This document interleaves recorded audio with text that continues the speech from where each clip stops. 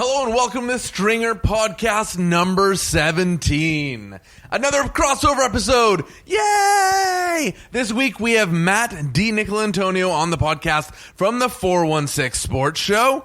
That's right, talking a little bit of sportiness, or I try to keep up as much as I can, at D_Nick, so DI_Nick on Twitter, and at DNick on Instagram as well.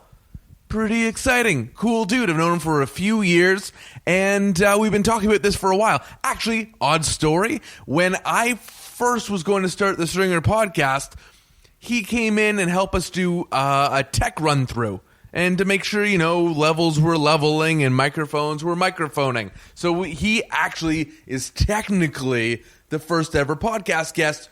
You just never heard it.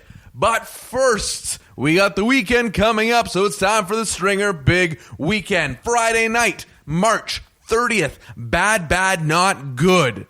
This one goes out to a good friend and absolutely rad producer, Aaron, who introduced me to these guys in one of her many music combos. And by combos, I mean she tells me what to listen to, and she ends up being right. 7 p.m., the Danforth Music Hall, which is 147 Danforth Ave, described as the ever-growing instrumental hip-hop, jazz, electronica trio.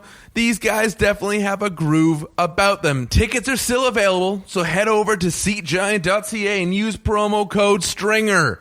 That's right. In the near future, you're going to hear more about this, but we're going to be teaming up with Seat Giant to bring you tickets to events in the city. So, use promo code STRINGER. Just use it. Save a couple bucks that you didn't want to spend anyway, did you? And while you're there, buy tickets to whatever other awesome Toronto events you want to attend. Sports, music, movies, festivals, you name it, Seat Giant's got it.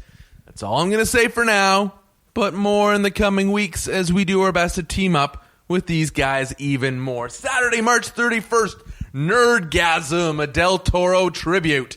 That's right. How else do you want to spend your Easter weekend? Del Toro tribute? Why not? Featuring a blend of Toronto's best established and emerging talent in circus, drag, variety, and performance art, Nerdgasm brings Del Toro-themed dreams and nightmares to life with acts based on or inspired by Hellboy, The Strain, Blade 2, Crimson Peak, Pacific Rim, Pan's Labyrinth, and The Shape of Water, which many of you know, likely know, probably know, was filmed here in Toronto. 7 p.m. the Isabel Bader Theatre, which is 93 Charles Street West. $25, or if you're a student, it's only $20. So head over to nerdgasm.eventbrite.ca. Pick up your tickets for Saturday night. Now Sunday, April 1st, April Fool's Day. Actually, we're going to stick with this circus theme, kind of this weirdness that we got going on from Saturday night. On Sunday, it's the Bazaar of the Bazaar. That's right, the Bazaar, B-A, of the Bazaar, B-I. Check out this on Sunday. The Bazaar of the Bazaar brings you arts, fashion, and crafts that are, well, different, interesting, weird, strange. Fill in yourself, one of a kind, macabre, whimsical, just things that flip your brain out. Everything is handmade and Canadian. So fancy that. It's 11 till 8 on Sunday at the P.F. Bauman School for Ballet and Creative Movement, which is on 6 Noble Street. There it is, your full weekend. Remember, if you have an event coming up, anything that you want promoted, hit us up on Twitter at Stringer Podcast or email us podcast@thestringers, that's with a Z at the end, .com. If you don't like our ideas, that's cool. It's fine. You can just visit seatgiant.ca, use promo code STRINGER, and save a few bucks on all of Toronto's events, whether we pump it on the podcast or not. Wow, that's a lot of speaking. My throat's a little bit dry. All good. I made it through. Bit of a serious note now. Before we get to Matt D. Nicolantonio's awesome podcast, he joined us last week to record this. He came into the new studio that we got going on here. And since then, unfortunately, his grandfather passed away. So it's been, I would imagine, a heavy week for him. So if you want to reach out, give him a digital hug, tell him you're thinking of him. That would be really nice because all of us here, myself, Dylan, Luca, we certainly are. Matt, as you'll come to learn, is a really, really nice, cool, genuine dude who's just passionate about the work he does. And yeah, when something like that happens in your life, it's pretty shitty. So, Matt, we're thinking of you. We love you lots. And we're wishing the best for your family. So, without further ado, we bring you Stringer Podcast number 17, our second crossover episode with the 416 Sports Show and Matt D. Nicolantonio. Cue the sax!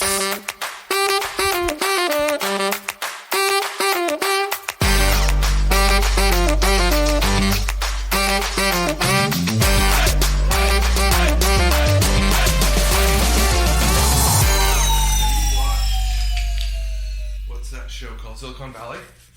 Yes. I haven't seen all of it, but Okay. I have seen it. So there's a running joke. Do I sound weird? Yeah. I'm red. It just means that you don't put up with my spit. Well, that's fine. So they have a running joke with one of their funders who events the 3 Comma Club. Or he's part of the 3 Comma Club. It means he's a billionaire. Okay. And then have you seen it, Dill? Yeah, of course. And then he goes from the 3 Comma Club to the 2 Comma Club, and he's like so depressed. So depressed, and then he gets back up to the 3 Comma Club, and he's super happy. 970 year. That's not even a thing. That's not even a thing. But that's what I think of when I think of these multi-billion-dollar companies, is at that point they're just fighting to be part of the 3 Comma Club. Yeah. For me, it's like I always feel the more money you have or you're making, the less it seems, right? Because if you say like $99, like that's 99 of them. Yeah. But then you can only have 1,000. You can only have one of them. Yeah. Or 100. And yeah, it's more money, but it's not a very impressive number. Yeah. Like 1 million. You're like, but I only get one of them? I want 798 of them. But you can have 1 million and then another 500,000. $1,500,438.67. I want as many individual digits. I sound really bad right now. You sound like a small business owner. Matt D. Nicolantonio on the podcast. And here's the exciting thing that nobody knows, and I just told Dylan the other day. You have technically been on the podcast before. I was the original guest on the podcast before it was actually a podcast. When we were doing all of our tech setups and we wanted to run through an episode or an interview to make sure everything works and it doesn't sound like crap, I was the guinea pig. you were the guinea pig. It was me and Greg. And Greg Veerman. We're co-guests. And Kylie was producing. Technically produced. Yeah. And I was like, at the end, I was like, okay, this is never going to see the light of day, but at least I know the microphones work. And funny enough, we had this ongoing problem with the board that we never really solved. Like we couldn't, like the board never really showed true levels. And it wasn't until Dylan came along that he pressed the magic button. Just the magic touch. That's and the board started working properly. It always like showed our reading as like really low. Well, that's why you go get a fancy education like me and Dylan did, so that you can press the magic button. You spend $30,000 for broadcasting school, so you can press one button and solve everyone's problems. That's what I'm missing is my piece of paper to allow me to press the right Absolutely. button. It's like a key. Absolutely. It's what allows you into the world of levels. It's like the key to the city. Are you a Harry Potter fan? Absolutely. A Diagon Alley? Yeah. Like Diagon Alley, only certain people can access. And you got to tap the right brick. Exactly. And then you get in behind. Yep. You guys know what brick to tap. Mm-hmm. And I'm just looking at a straight brick wall, depressed. But have you been to Universal Studio since they put in the Harry Potter stuff? Yes, about 7 years ago. I think it had like just opened when we went. So to my knowledge, it has like expanded and improved since then, which just means I have to go back. It has blown my mind. And now I want to travel to Los Angeles just to go see the one there because my mind was blown. Like, you sneak behind what looks like a bathroom and you're in a full-fledged Diagon Alley where kids are like waving their wands and casting spells and making it rain, which is just water coming out of like this shower head. But it's amazing. Like, it feels like I'm either on a movie set, which is magic to me, or in a magic world, which is incredible. Yeah, that's what it was designed to be, I guess. So I guess they accomplished. Mission accomplished. Mission accomplished. Do you get to do much travel? Not anymore. No? I did some travel for work too before I started MLSE, but now it's that freelance life. I joke that, I get as many vacation days as I want, but you don't get paid if you take them. And you're worried there's no work on the other side. Like, I don't know what you, but I just keep taking on more and more and more. Yeah. Because I have this, like, part of my brain that says it's going to dry up. As a freelancer, they always tell you, never say no to work, or, never not really take time off, because when you go on vacation, there's 10 people behind you that are going to do the work for you. And then, if the bosses like what they do better, then, because you went away for a week, now you don't get to work at all. So I don't necessarily always look at it like that doom and gloom, but it's kind of the same way. It's like, I'm just always, during the winter, I do a lot of work with Leafs and Raptors games. So, I don't really want to miss any of that. And then summer comes around and it's much lighter in the summer. I can take, vacation a little bit now. And a couple years ago, we went to Florida. My parents have a place down in Fort Myers. So we took a week because it was like, yes, there's not a lot going on. I can go this year. And, but we didn't go anywhere last year. And now it's like, I'm getting married this year, so it's like save up for the wedding and the honeymoon. So congratulations. Thank you. Yeah, so now it's like we can't afford to go on vacation. We have so much other stuff to pay for. Life gets so much more complicated the older we get, where it's just like, it's like playing a video game. Like, in the first couple levels, you love it because you level up your character so easily. You're like, oh, I just have to beat this one guy and I level up to go to 3. And then you get to like level 12 and it takes you like weeks to go to level 13. Yeah. That's life. Yes. It's a metaphor to life, because it's like, listen, the older you get, the harder your next benchmark is to achieve. Absolutely. It's stinking depressing, man. I just want to keep leveling up every other day for the rest of my life. Yeah. So, first of all, for those who didn't read the little headline, this is our second crossover episode. Sports, it's funny, I say this all the time. I've worked in sports specifically for about a decade, and yet I wouldn't classify myself as a sports guy. Mm-hmm. I'm like a story guy for sure. I'm all these different things. Sports, I like it. It entertains me, but stuff doesn't stick in my head the way it does with some people. And we have a mutual friend, Dave Leader. Mm-hmm. Dave has this uncanny ability, and Dylan too, and probably yourself as well, but just to like recall the string of events over 3 years that leads that person to this current day. It's like, oh yeah, it's just like when he was with the Schmufflesmiths and, he played against the Pirates, and then, that led him to a career change where he then joined football and played for the Patriots, and then he went over to hockey, and I'm like, how do you know all of this? I am 100% like that. Has Dylan ever told you about the game we used to play called Guess That Goal Score? No. So when Dylan and I were both working with the MAM department with MLSE, one of our main jobs was to catalog all these assets, and a lot of them were like old Leafs games or Leafs game in an hour or whatever. So these games that are probably from about a decade ago at this point, maybe 8 to 10 years ago. And so we'd go through the game and, oh, look at this game from December 2009. So we would just turn to each other every once in a while. And so we'd have to pull up the box score and fill in information or whatever. So it's like this Leafs Islanders game from 2009. And Dylan would turn to me and he would say, Leafs beat the Islanders 5-2. This was the date. Guess the goal scorers. And so I would have to say, okay, so it's 2009. So it's probably, I'm going to say Jason Blake, Darcy Tucker, XX and X. And, we'd try and get as many correct as possible. And then when you couldn't get the, if there was one or two that you were still missing, we would give clues about this player. And it was, okay, so he played for the Ducks, the Rangers, and the Sabres before coming to the Leafs. He was drafted by this team in this year. And so we're just giving each other clues. And more often than not, we would guess it because we just know all of that information. We were very productive. Evidently. Now, I'm trying to decide, would this succeed as a game show or would it fail miserably? We contemplated pitching it as a show for Leafs TV. We ultimately didn't because we think that nobody would be as interested in it as we are. I remember when I was working in a digital department, and a very dear friend of mine, and someone I want to have on the podcast at some point, Chris Clark, would bring out like a sports card, and he would read the back of it, and it was like, guess who this player is? I had none. Like, I wouldn't even vote. Like, I wouldn't even put in a guess. I'm like, I don't know. And then he'd chuck the card at you if you're right, and you get to keep it. like at your desk as if this is how many trophies I've won. I do like doing that just to freak people out sometimes about like how much useless information I know. More recently, there was somebody in our apartment came by, and it was even just stuff from this year. It was like, hey, I need this Leafs Islanders game from this year. Like, can you restore the file so that I can edit from it? And they weren't asking me, but I was beside there, and I was like, oh, do you need the January 31st game? And they're like, no, the more recent one. And I was like, so that would be February 22nd?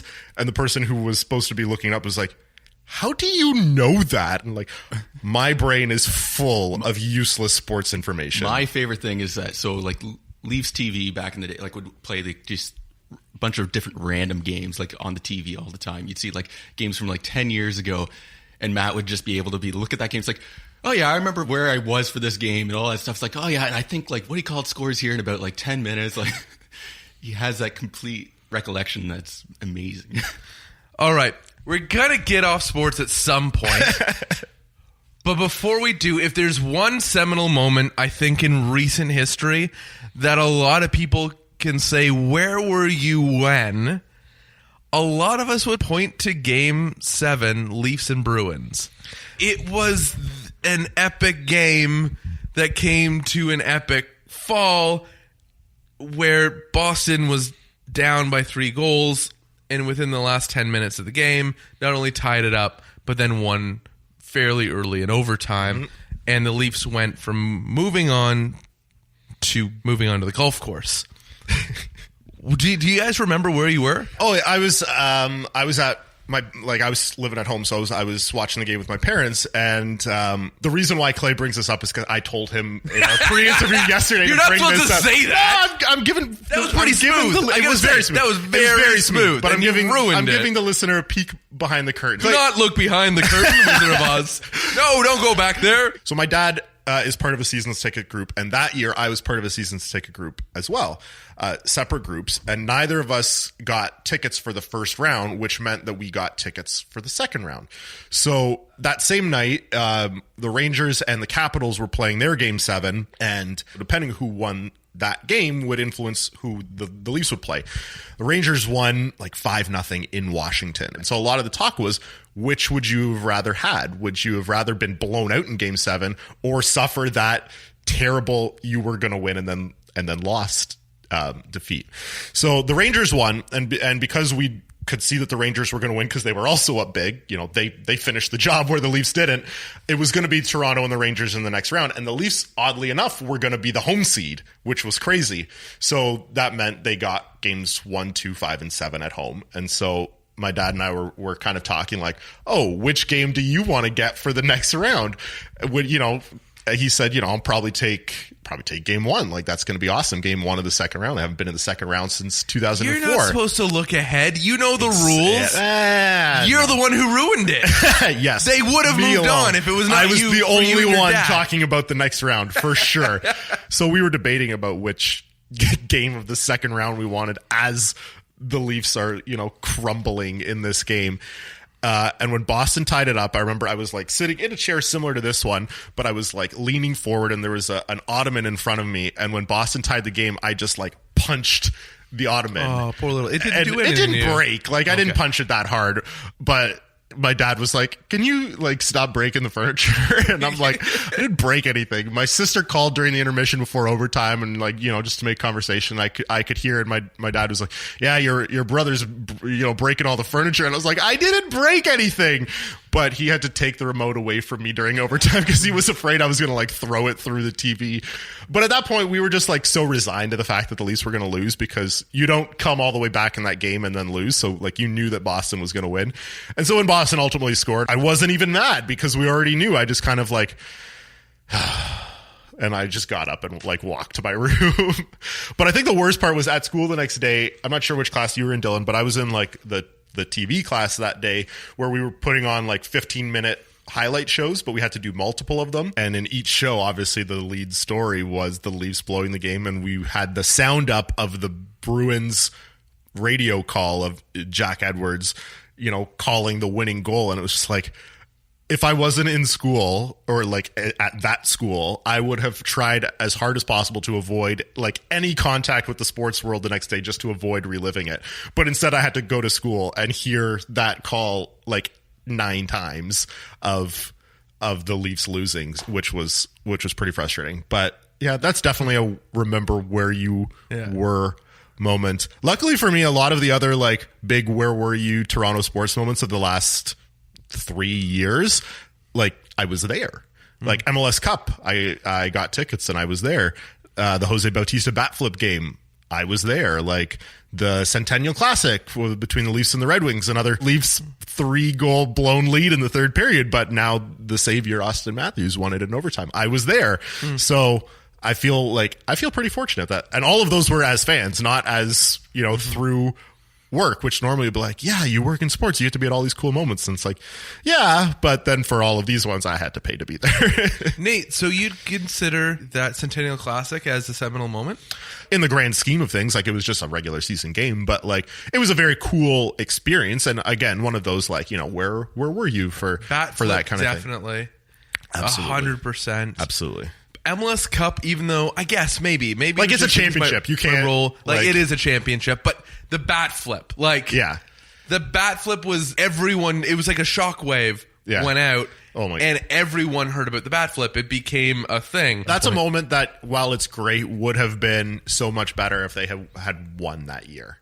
Like it was absolutely a great moment, a great game, but it was in the first round. It was a series clinching game. But they ultimately lost in the next round, which wasn't even the final round. So it's like when people put it on the list of like all-time great Blue Jays home runs, like of the moment, like yes, it's great, but it had nothing to do with a championship. So it's like it goes Carter. A little bit farther. Yeah, like it's not Joe Carter because that was literally a home run to win the World Series, but it is probably number 2. I would think, just given the time that's passed since Joe Carter, I would imagine Batista would be first. Yeah, recalled. It's definitely a generational thing. Like for me, I was 4 when Carter hit the home run. I don't remember it. Oh man, don't say that. As the resident old man in the room, I draw the line when you mentioned the age when he flipped his bat. Right. For a lot of people, it's that was their first, Blue Jays playoff experience. On my personal list, it's probably number 1 because I was there. Even if I was old enough to remember Carter, I might still put Bautista's first because like I was in the frickin' building when it happened. I would have loved to talk to him about that and more like the effect that it had on a city. Yeah. And I feel the bat flip gave Toronto, it was just another piece that gave Toronto a reason to be proud of itself instead of always putting itself in second or third or fourth place. Was that was the night that TFC clinched a playoff spot? For the first ever time. Yeah. So, and I remember... I was working that game. Yeah, so and I know Dylan was as well, and I just remember thinking like, man, TFC waits 10 years for like an opportunity to finally get in the playoffs, and their Thunder totally stole it. I want to do a piece that looks back on that night because I know there are fans that were at both that was there for the bat flip, and then as soon as the game ended, ran over to BMO Field, and because Sebastian Javinko's goal came late in the second half, I want to say around the 78th or 80th minute, they caught the goal. Yeah. And the goal came in second for goal of the year that year. And because it was fantastic, it wasn't just what it did for the team. It was an unreal individual effort. And it lost to a goal that looked the exact same. Yeah. Like legit, it was a coin toss at that point because like one was going right and the other one was going left. But essentially it was the exact same goal. But I would love to get together a group of people and really dig into what that night was like, because I believe, although there's a lot of these individual moments that have happened for teams over the years, there isn't a crossover moment like that. Yeah. Now I'm curious, what makes either of you guys, what makes it so attractive to absolutely drown yourself in this world? And you're not dying, but you are like trying to catch your breath in everything that's going on. And then you're not only going to enjoy it, you're then going to make it also your means of employment.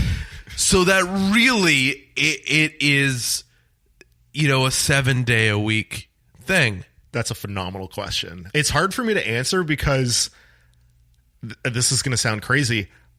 I don't know any other way. Like, I've been like this since I was a kid. And like my dad's a big sports fan. And I don't know if maybe he's not as much as fan as he was when I was a kid. I don't remember how into it he was back then. But I know that, he definitely got me involved in sports, and I played sports all year round, hockey in the winter, baseball in the summer. But I'm not quite sure what it was that just made me be like, I need to watch all the games all the time, and that's just all I want to do. And then, like, I've known since I was in grade 7 that I wanted to be a sports reporter, and I've never really considered anything else. And I'm sure you've heard the saying, if you're doing something you love, you'll never work a day in your life. And that's kind of like just what that sounded very appealing to me. And I was like, if I'm going to watch all these games anyway, I might as well watch them for work and get paid for it. So that's part of the thought process. But like I said, I've been like this as a kid. I've always, watched all the games, and there hasn't really been another way. Maybe that sounds like crazy in the bubble, but like, I don't really know any other way.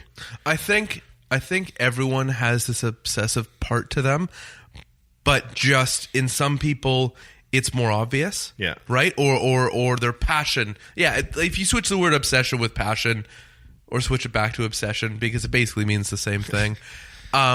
Some people's pride is more at the front. Mm-hmm. Today you're wearing a Blue Jays hat. Mm-hmm. It's not like I could wear, I don't know, a hat of my favorite author if I obsessed over... You could, but you might look weird. I have another pal that I've known for quite some time, and he is the most emotionally tied I've ever seen to his teams, where you speak of like punching the ottoman, and he will say, we haven't watched a lot of games together. I'm probably on this level. He will cry. Oh, I don't cry. Like, he will cry. He will, like, you can't touch anything on his desk that represents his favorite team without him becoming extremely agitated. And at that point, it's that just sounds like, more OCD than I think. That's how you poke him. Like, that's how you poke the bear. But I've never witnessed someone with that much of an emotional tie. Mm-hmm. And I find it fascinating. It blows me away, but it also intrigues me, I think, more. Mm-hmm. I want to take it to even another level, because you've decided at grade 7, you're like, this is definitely a road I'm going to go down because I love sports so much. I watch it all the time. And then you choose the field that's like really, or the specialty that's really like the 1 in a million chance. I'm a numbers guy. Mm-hmm. Maybe I am, maybe I'm not. But it's like you wanted to choose the most difficult road of getting there, if at all possible, and you still succeeded. But there's got to be this moment where you're like, well, maybe I just take the easy route. Like, maybe I can work in ticketing. I think at the time I didn't realize how difficult it was going to be. And then even, as I'm graduating high school, and I remember going to the university fair like in November, and so I went to Carleton for my undergrad for journalism, and I remember, going to talk to them and saying, I wanted to go into journalism. What kind of marks do I need? And they said, you need an 88 average in high school to pretty much, to get in. And I think at that time my average was 84. And I was like, okay, so I'm close, but I got to put some work in the last few months. And so I did. And the Carleton journalism program, they accept 200 people. Into second year, it's 100 people. Either through Survivor style? Both. Either through they have a benchmark of you need these marks to advance to second year. But there's also a lot of people who get into the program and realize that's not what they want to do, and they'll drop out of their own accord. So 200 start, about 100 into second year. Our graduating class was, I think, 73 at the end of 4 years. Then after that, I was like, this was great, but want a little bit more specialty. So, and I had heard of the place that Dylan and I went to school together. It's called the College of Sports Media. It's a private college here in Toronto. I'd heard of it, I think, when I was in my second or third year at Carleton. And so, and they said, they're like, it's not post-grad. Like, you do not have to have a university degree to go there. So I had the option. I could have left Carleton and gone there right away. But I made the decision I was going to finish the 4 years at Carleton. And then if I still wanted to do it, I'd pursue it at that point. So I finished my 4 years at Carleton, decided this school looks like absolutely what I want to do, would be a great training ground. So I went, did that for 2 years. That's actually how I got the job at MLSE was, MLSE sent out a sort of like, hey, we're hiring to our school. And our president sent it out to all of us and said, hey, this is a really like entry level job, but this is a great company to get your foot in the door. And so that's what I did. I started with the department that I still work in a little bit. It's the media asset management, which is essentially the video library of everything within MLSE. And from there, I springboarded it into Marley stuff, Leaf stuff, Raptor stuff, TFC2 stuff. I think the industry has definitely gotten even tougher to get into since I started that 6-year journey when I went to Carleton in 2007. I feel like everyone says that. Now, why do you feel that the industry has gotten tougher? Well, first, if you look around the industry, and it feels like there are more frequently job cuts than job creations. Whether it's on the newspaper side or the broadcast side. They also, I feel like they want as few people as possible to do as many jobs as possible. So it's like this reporter, where in years past may have only focused on the Leafs or only focused on hockey, is now they're also going to do tennis, or they're also going to do soccer, or they're also going to do this. Shout out to Laura Armstrong if you're listening. Yeah. There's also, I feel like there has been an increased number of former athletes who are given TV analyst spots, which is, they have the experience and that's great for them. But again, whereas if you look at a panel on TV where maybe before it was, if it was a panel of 4, maybe before it was 4 journalists or 3 journalists and 1 athlete. Now it's 1 journalist and 3 athletes. So there are fewer job creations, and the number of people who want to get into the industry probably has not dwindled. So there's, maybe before it was 1,000 people competing for 400 spots. Now it's 1,000 people, maybe more, competing for 70 spots. So, and that's why, there's the rise of blog and podcasts.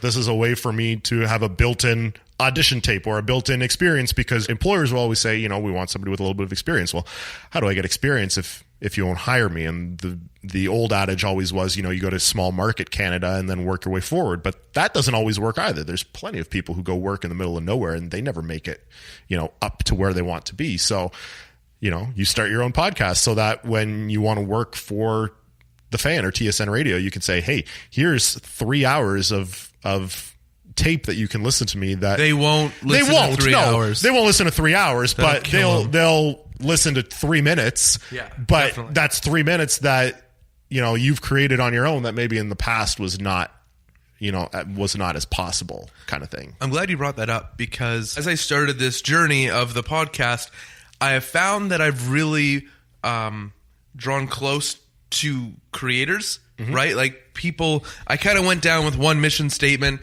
and realized as we book guests and get people in and go through conversations, that I'm actually trying to reach out to people who create things on their own and satisfy that side of them. But I would imagine, as much as, yes, there is this secular side to it where you're like, now I have an edition tape, now I have portfolio material, written material.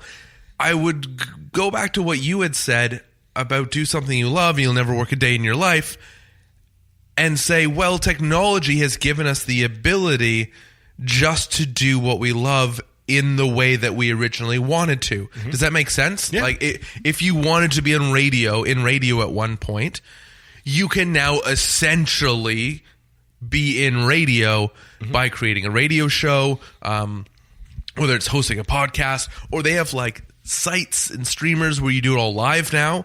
You legit go in and do 3 hours live, which is unbelievable, incredible. The fact that we can have even the little bit of equipment that we have here allows us to do that if we wanted to.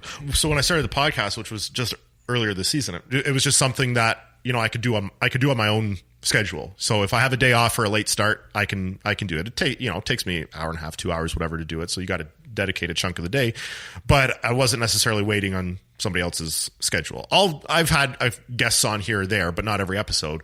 But for the most part, it's just me, and I like the freedom to kind of be able to do it whenever I like to do it Mondays. But if I got to work Monday, I can do it Tuesday, and I'm not playing around with anybody else's schedule. But when I started the 416 Sports Show podcast, I originally was going to do it as a video show, like a YouTube show. Oh, interesting. And so I had the tripod and the little contraption to set up my iPhone and whatever. So my plan was I was going to film with my phone, and then I would have my computer and my podcasting mic recording the audio, and then I would mix the two. But I quickly found that the audio records at a different frame rate in the two. Yep. And I couldn't figure out how to sync them, or it was going to be more work than it was worth. So like you'd get to the point if it was a 10-minute file, and now all of a sudden like the audio and video are like 2 seconds out of sync. Yeah. And I'm like, that's impossible to fix. Like it would take so long.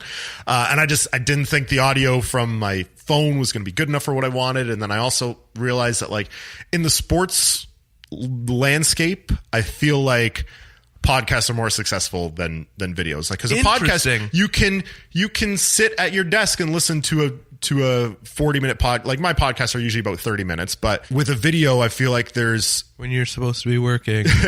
Clay. Yeah. With a video, I feel like there's more of a, like you need to pay more attention. With sports, it's easy. Like, yes, you could have me on in the background. Absolutely. That's like, you don't need to be looking at me.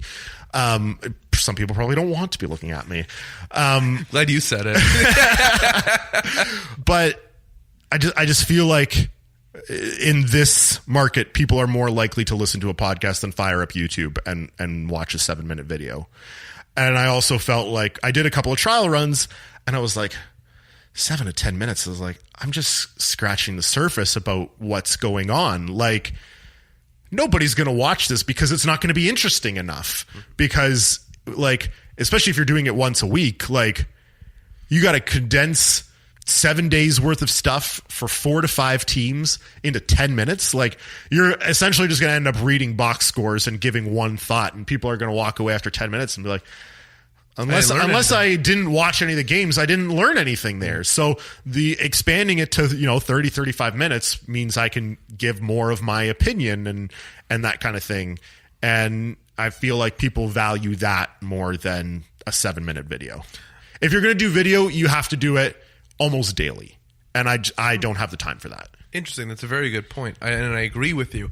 I feel at least my relationship with podcasts and with the different people I've interacted with online or in person that have listened to this one is that you attach yourself to a personality, and it becomes in some sense a relationship that you have. The people I choose to listen to are almost like friends because I want to hear their voice for long extended periods of time as they explore different subjects, because I may agree or may disagree, but I do really appreciate their take on it. And that's the relationship you have with someone conducting a podcast, where my relationship with television, or like I have friends that are producers on SportsCenter, and for me, that's the gold model. It is very visually attractive in the sense that you are never on the desk for too long without a graphic, without a highlight pack, without a top 10 countdown, without some sort of funny audio, whatever thing happening. And they keep you moving, or they throw to a different set where they have 3 analysts breaking down one specific play. They keep things moving extremely well, where it can even be on in the background, but if something catches your attention, they're like, coming up after the break, or coming up next, we look at Austin Matthews' goal against Detroit, and you can look and see something in 30 seconds and now be more informed or better for it, where it becomes very hard when it's talking heads on a desk for like 30 straight minutes. The relationship you have between the two mediums is extremely different, and that's why it was me falling in love with podcasts and with the different personalities that then made me want to use this format to explore the friendships I have already. And so now essentially I get to listen to you, Matt, for an hour. And I get to listen to someone else for an hour, talk about the subjects that really interest me. And again, I may agree with you or may disagree with you, but this format really works for me. But yeah, just someone being able to go out there and spend minimal amount of money and start whatever they want. I love that. Like, I wish I could kick everyone in the butt and just be like, oh, you want to do it? Just go do it. Yeah. Please, just go do it. Because I'll probably end up listening to you and falling in love with your silky, silky voice. I love the fact that you said, the relationship with podcast hosts, even if it's people that you have never met and don't know. Completely. But if you listen to their podcast, you feel like you're part of the group. Connected. So the example that I'll give, and I am the same, I love podcasts. I listen to, podcasts. I don't listen to a lot of podcasts, but the ones that I do, I will listen to pretty much every episode. So I'm constantly listening. And this is going to reveal part of my dorky side so I'm a huge fantasy football player. That's not dorky. That fits the mold. It fits my mold, but like a neutral Dylan's observer. a commissioner, aren't you? Don't you commission? So am I. Anyway, this is not the point of the story. Can we go back and talk about Harry Potter? We can't. After this, we'll talk about Harry Potter. So during the football season, I listened to 2 daily fantasy football podcasts. Holy smokes. Yeah. That are about an hour each. So I'm like, every day I'm listening to 2 hours of fantasy football podcasts. But one in particular, the ESPN one, they definitely make you feel like you're part of their group. I feel like they are my friends, or I am friends with them, and I know so much about their lives. And it's like, that's kind of weird. And they volunteer all that information. They tell their own stories. So it's not weird, but it's like, I know so much about them. They know nothing about me, but I feel like we're all friends, which is very, very interesting feeling. It is. It's extremely odd. And so then it does get to a little bit of a point when the football season ends and they're not doing podcasts every day, obviously, that it's kind of like, I kind of wish that they would just do a podcast about like other shit so I could listen to them talk for an hour every day. Like, I would listen to them talk about other stuff. And they actually, last year, they did do a couple of like sort of like spin-off podcasts. Like, I don't remember what it was about. Like, what was that show that everybody was watching? Making a Murderer. Oh, I haven't seen. I never watched it, so I didn't listen to the episodes. But they'll see it, of course. They'll see it. They did a few episodes because everybody had their own theories about that show and that case and whatever. So they did a couple episodes on that, and I was like, man, I wish they had done it on something that I follow, so I could have listened. Like, the ultimate crossover for me would have been if they had started doing a Game of Thrones podcast, because Dylan and I listen to Game of Thrones podcasts as well. But yeah, it's just like, it's crazy that you can sort of immerse yourself into their lives and stories, and like they have thousands or millions of people that have immersed themselves into their lives. Do you want to talk about Harry Potter now or something else? Like, I sometimes feel like a fish out of water because I'm just watching things happen. And in fantasy, it's something that I have tried to get into, fantasy like sports, but then I realize that like you have to daily update your rosters. And I don't know. Like, it just seems like there's a level of commitment. Rolling the dice all the time for me. Or then the guy that I benched went off for like a whole whack of fantasy points. Well, you got to live with that. and then it just becomes a frustrating game that I feel I can't win. But yes, some people feel that way. But also you say, you got to update your rosters every day. And like I said, there's a level of commitment. But I would also say if you're not ready to make that commitment, don't do it. Because there's nothing worse than being in a league with 2 or 3 guys who just aren't in it anymore. And then it's like, you've got 5 superstars on your roster and you're not even paying attention anymore. Or it's like, even if they're in your lineup, but it's like you're not participating in the league anymore, but you can fluke your way into a victory. I'm pretty sure, and maybe we shouldn't out him like this, but Jeff Landicho, producer of Open Gym, has been in the 307 Fantasy Hockey League for years. I'm not sure he's made one transaction in the 4 years I've been in the league. But he has Ovechkin. but he has Ovechkin and Patrick Kane, I'm pretty sure. So it's like his team is always good just by accident because it's a keeper league. So he has good players, but it's like you can lose to him without him ever paying attention just because he has good players. And there's nothing more infuriating than that. This is how I know I don't fit in with the sports world. I worked in that building for 9 years, and I never knew there's a 307 hockey pool, nor was I ever invited. Whatever, man. I don't need them. I'll be cool over here, because you know who I got to meet on the weekend? Deanna Troy. Marina, no, it doesn't do it for... No. Oh my goodness, I can't even talk Star Trek with you? No. We saw Star Wars, though, together. No, we did not. We didn't see Star Wars together? No. Are you no Star Wars? No Star Wars. Like none of them? I've seen A New Hope. Is that the 1977 one? A New Hope? Is that what it's called? Okay, so here's the thing.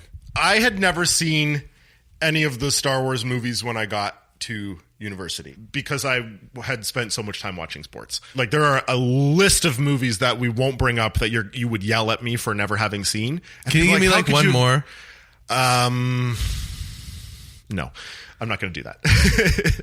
And people say, "Oh, how could you never have seen these movies?" And it's like, well, I was watching the hockey game instead of watching movies. That's literally all it was. So I got to university. I'd never seen Star Wars. The amount of like pushback that I got, and like people essentially saying that I was crazy for never having seen it, and then it kind of became like a principle thing that I was like, I purposely didn't watch it to bother them even more.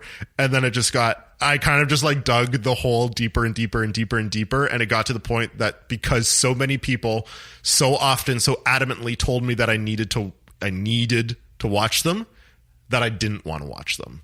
And I never wanted to watch them. And sometimes I'll joke around and be like, oh, I hate Star Wars. It sucks. It's the worst. Like, I don't actually feel that way. It's just, I've never seen it. And now I feel like it's too late for me to see it because... Oh, it's never too late. It's never too late. So like I said, I've seen... Please tell me I'm right. A New Hope is the one, the first... Yes. Episode 4, but the first movie in 1977. Yes. I saw that one maybe 2 years ago. And instantly, a ton of references that my roommates make all the time, became clearer to me. But I also I watched it and I was like, maybe because I've dug myself so far down the hole, I've also kind of I don't really want to watch, I don't really have any interest in it to this point. I feel like it, when I say it's too late, is I feel like it's something that to fully appreciate you need to have watched earlier in your life. Interesting, because it becomes a nostalgia thing. Yes. As much as anything else. Yes.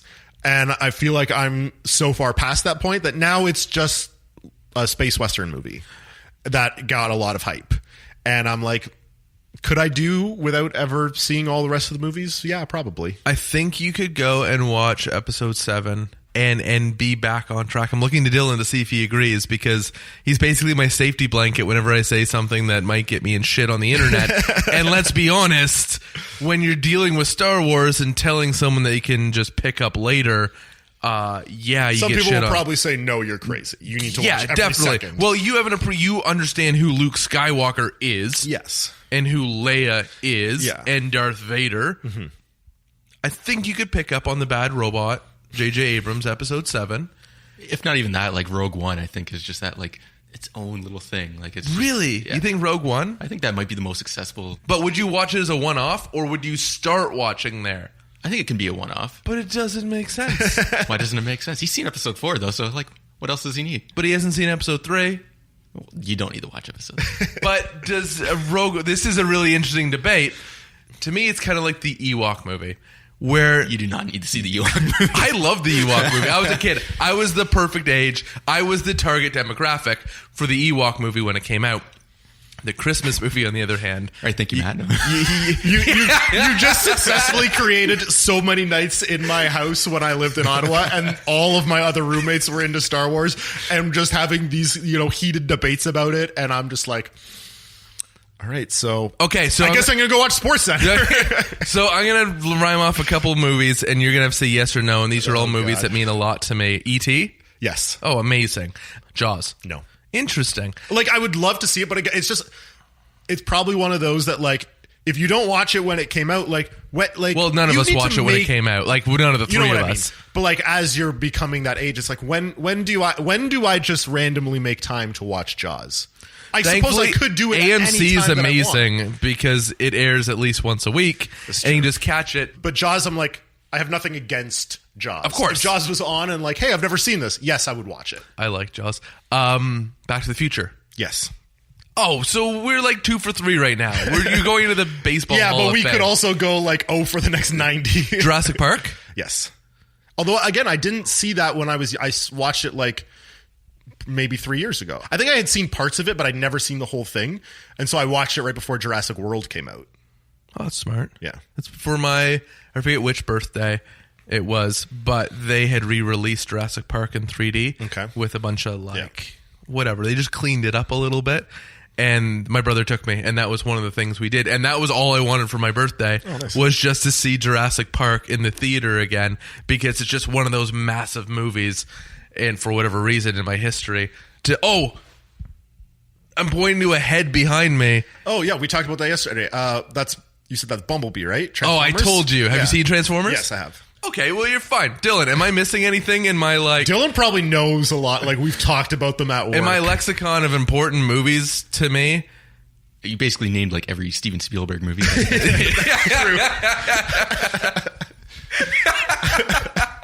It is very true. He does a pretty good job. I think you And, did. and you saw the Harry Potter flicks. Yes, I'm big into it. I grew up with Harry Potter. See, again, you were the perfect age for I Harry was Potter. the absolute. I had this conversation with somebody like 2 weeks ago. I was the perfect age for Harry Potter because I read the first one, I think, when I was 11. I think it was a couple of years after they had come out. But, I was still like a preteen, not at a high reading. I was a high reading level for my age, but like obviously not in the grand scheme of things, a high reading level.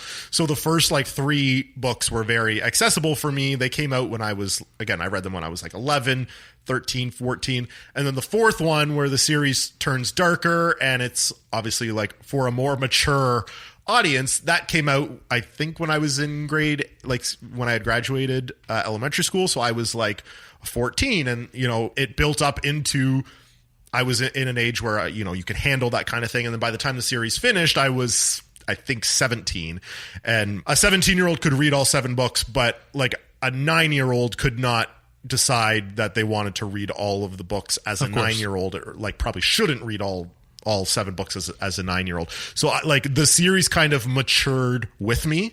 So yes, I definitely agree. I was the perfect age for growing up with Harry Potter. So I got sent the perfect meme, and maybe we'll end on this, from Ariana, who works with us. She's the only one not in this room. It was an awesome little meme that said, a reporter asked me, if Hogwarts were real, what house would you be part of? And I responded, what do you mean if? But with that in mind, what house do you feel yourself drawing close to? It's so cliche. I want to say Gryffindor. Everybody loves Gryffindor. Not everyone. You're You would right, be not- Gryffindor, though. It's almost kind of braggy. Like, yeah, I'm in Gryffindor because in the arc of the books, it's the best, quote unquote, best house. It's like the jocks. Yeah. The jocks are in Gryffindor. They're like the popular Harry is kids. not I guess Harry was a jock. He was really good at Quidditch. Yeah, He's great that's at true. Quidditch. That's true. Neville is not a jock, and he was in Gryffindor. True. But I think if it wasn't Gryffindor, I could see Ravenclaw. You can only pick one. Duh, Gryffindor. Dylan, do you have a house? Then I'll take Gryffindor. Yeah, I think Hufflepuff. Hufflepuff. I could. I don't Dylan's know, got a just big one of heart. those unnassuming Yeah, houses. I think Dylan's got a big heart. Hufflepuff and Ravenclaw. I think I could kind of. My fiance says she would be Hufflepuff, and she is adamantly proud of it. She's like, I would definitely be a Hufflepuff, and most people are like, oh, it's Hufflepuff. It's Wasn't the worst. Luna Hufflepuff? Luna was Ravenclaw. Oh, she was Ravenclaw. I love Luna. Yeah, Cedric Diggory was a Hufflepuff. Oh, He was a jock. Ugh. Dang. but none of us here are Slytherin. I think that's just No, I don't think any of us are Slytherin. I'm definitely Ravenclaw. That Ravenclaw has had my heart from day one. Nothing wrong with that. That's Absolutely nothing wrong I'm with that. all in. I realized that just the other night because I Google things just because when it's late, you can look up all the characters that are part of each house on Wikipedia on a very special Harry Potter wiki, which I'm very appreciative for. I named my cats after Harry Potter characters. How many cats do you have? Right now we have 2. right now?